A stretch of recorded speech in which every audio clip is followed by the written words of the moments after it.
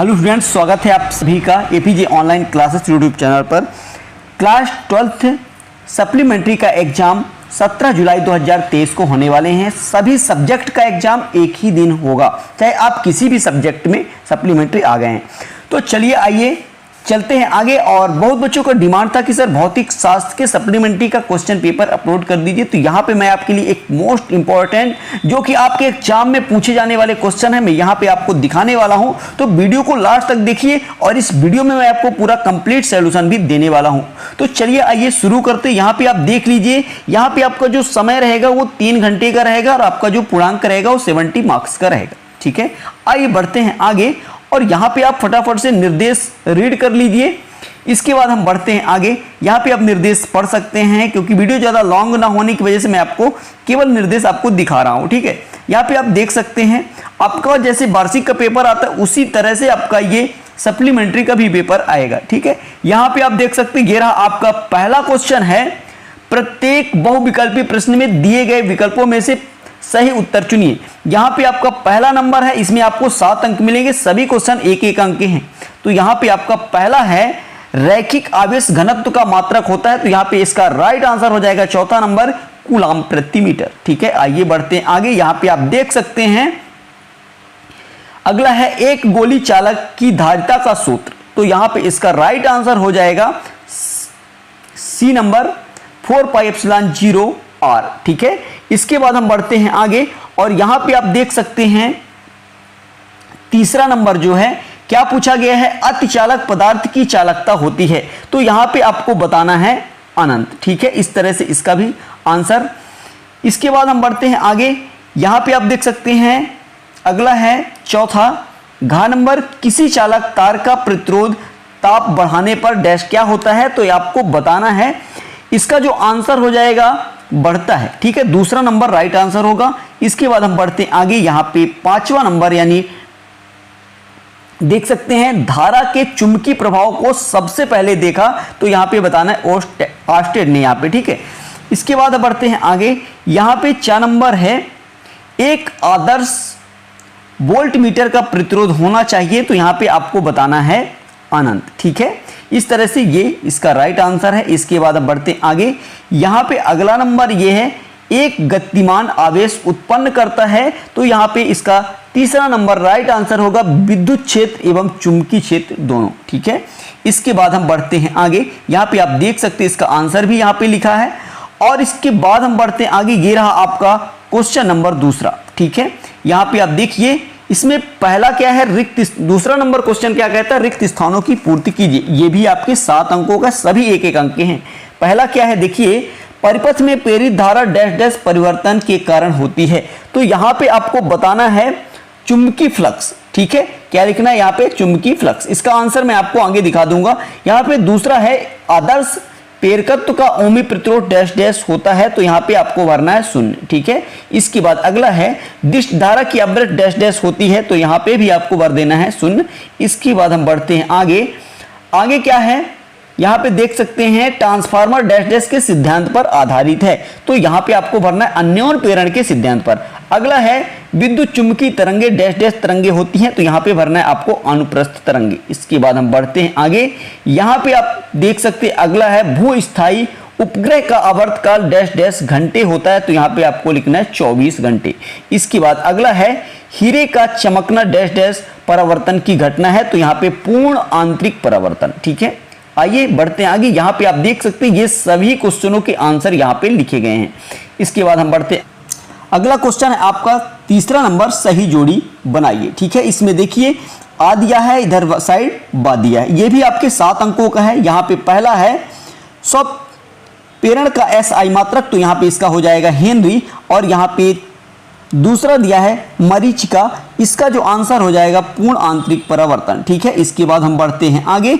यहाँ पे आप देख सकते हैं अगला नंबर दिया है अवरक्त किरणें, इसका जो आंसर हो जाएगा आपका अंधेरे में फोटोग्राफी। ठीक है, यहाँ पे आप देख सकते हैं। इसके बाद आपका अगला है रेडियो तरंगे, ये आपका हो जाएगा दौलित विद्युत परिपथ। और इसके बाद अगला है उत्तल लेंस, इसका जो आंसर हो जाएगा ये आपका आभासी, ये यहाँ पे आप लगा सकते हैं। इसके बाद अगला है बैंगनी रंग का प्रकाश, तो यहाँ पे इसका जो आंसर हो जाएगा प्रिज्म द्वारा सर्वाधिक विचलन। इसके बाद अपवर्तनांक, इसका आंसर हो जाएगा वास्तविक आभासी गहराई। ठीक है, इस तरह से ये कंप्लीट होता है। इसके बाद हम बढ़ते हैं आगे और यहाँ पे आप देख सकते हैं इसका आंसर भी यहाँ पे लिखा हुआ है। और इसके बाद ये रहा आपका क्वेश्चन नंबर है चौथा। प्रत्येक का एक शब्द या एक वाक्य में आपको उत्तर देना है। धातुओं के लिए ऊर्जा अंतराल का नाम बताइए। इन सभी का आंसर मैं आपको आगे दे देता हूं। यहाँ पे आप क्वेश्चन देख सकते हैं। इन सभी क्वेश्चनों का आंसर ये क्रम से लिखा गया है, तो आप यहाँ पे देख सकते हैं सभी का आंसर है। इसके बाद आगे बढ़ते हैं। ये रहा आपका क्वेश्चन नंबर 5वां। क्या पूछा है? मूल आवेश किसे कहते हैं? इसका मान कितना होता है? इसका अथवा है विद्युत बल रेखाएं एक दूसरे को क्यों नहीं काटती। इसके बाद छठवां है अनुगमन वेग से आप क्या समझते हैं। ये आपके 2 अंकों के क्वेश्चन हैं और इसका है अथवा ओम का नियम लिखिए। इसके बाद हम बढ़ते हैं आगे। क्वेश्चन नंबर ये है आपका 7वां। चुंबकीय क्षेत्र किस किस प्रकार उत्पन्न होता है। ये भी आपके 2 अंकों का क्वेश्चन है। सदिश रूप में वायु सावर्ट का नियम लिखिए। इसके बाद हम बढ़ते हैं आगे। ये रहा आपका क्वेश्चन नंबर 8वां है चुंबकीय फ्लक्स का एसआई मात्रक एवं बीमी सूत्र लिखिए। ये भी आपके 2 अंकों का है और इसका अथवा है स्वप्रेरण गुणांक की परिभाषा लिखिए। इसके बाद 9वां है अपवर्तन किसे कहते हैं। ये भी आपके 2 अंकों का है। इसका अथवा है लेंस की क्षमता एवं फोकस दूरी में संबंध लिखिए। आइए बढ़ते हैं आगे। ये रहा आपका क्वेश्चन नंबर है 10वां। संयुग्मी फोकस किसे कहते हैं।